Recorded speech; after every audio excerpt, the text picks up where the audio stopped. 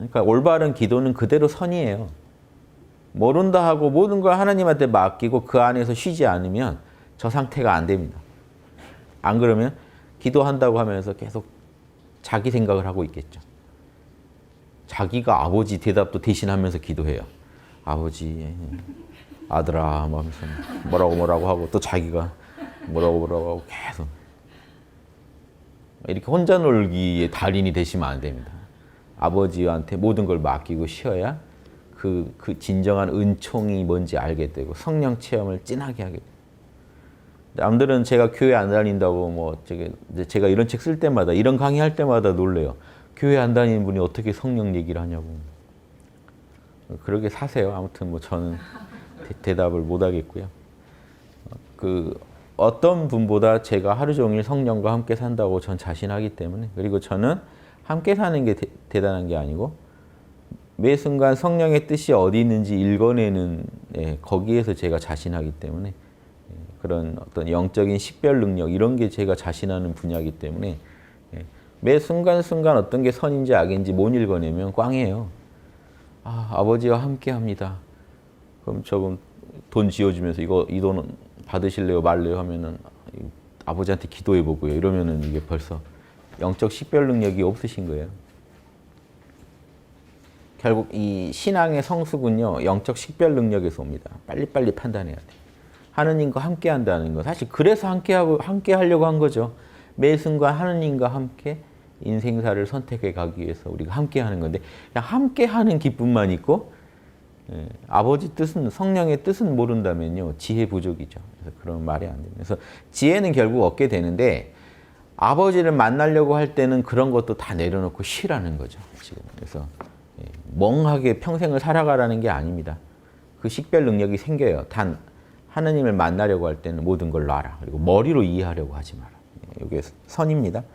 그대의 영혼에 하느님의 모상을 뚜렷하고 조촐히 간직하려면, 하느님의 이 상을, 진정한 상을 간직하려면 어떤 피조물에도 기울이지 말아야 된다. 그러니까 여러분 보세요. 하느님을 떠올릴 때 벌써 수염 달린 할아버지가 떠오르면 그건 피조물입니다. 하느님이 왜 수염 달렸겠어요? 하느님을 피조물 속에서 찾고 있단 말이에요. 우리는 그러지 말라는. 달인들은 충고해 줍니다. 그러지 마라. 다 내려놓으세요. 깔끔하게 내려놓으세요. 어떤 피조물에도 기울이지 마라, 관심을. 오히려 온갖 피조물에서 이탈하고 정신을 비워라. 텅 비워라. 그래야 어떤 피조물과도 닮지 않는 하나님의 빛 안에서 걷게 되리라. 진짜 하나님을 만나게 됩니다. 가장 오롯한 잠심, 마음을 가라앉히는 걸 잠심이라고 합니다. 마음을 가라앉힘, 가장 오롯한 그런 명상이죠. 마음 비움은 신앙 속에 잠기는 거다. 하느님에 대한 믿음 속에서 모든 걸 내려놓고 쉬는 거예요. 이 한 구절에 깊은 뜻이 있습니다. 거기에서 성령은 친히 영혼의 빛이 되어주신다. 성령이 인도해 주실 거다. 그럼 알아서. 근데 우리가 미리 성령을 상상하고 있으면 안 된다는 거예요. 다 내려놓고 있으면 성령이 비우면 채워주신다. 그러나 영혼의 믿음이 완전해져 더할 나위 없이 순결하고 조촐하게 되면 될수록, 마음이 더 비워질수록 주부적 사랑, 주부라는 건 좀 카톨릭에서 쓰는 표현인데요. 하느님이 물을 부어주시는 사랑. 하느님이 그냥 부어주셔요. 여러분 에고가 노력하지 않아도 안에서 엄청난 은총이 넘치게 된다. 샘솟게 된다는 겁니다. 그런 사랑과 초자연적 빛의 은총을 훨씬 풍요롭게 받는다. 비우면 비울수록 채워준다.